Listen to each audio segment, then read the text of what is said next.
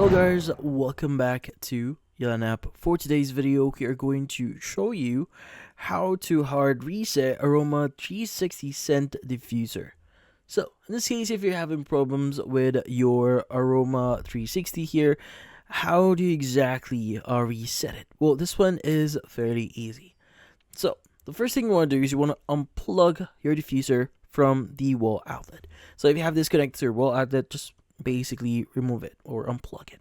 Now, while the diffuser is unplugged, you want to press and hold the 35% or low button on your controller. Now, just to give you an idea, this is the controller here, so this is the 35% button here. Now, from then on, while still holding the button, plug the diffuser back into the wall or outlet. Now, keep holding the button for about like 5 seconds after the diffuser turns on. So you should see the red light blink on the diffuser. Now once you see the red light blink, let go of the button.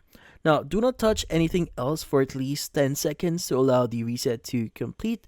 And from then on, you should be good. And that's about it. So hopefully this video was able to help you like and subscribe to Up. Thank you for watching.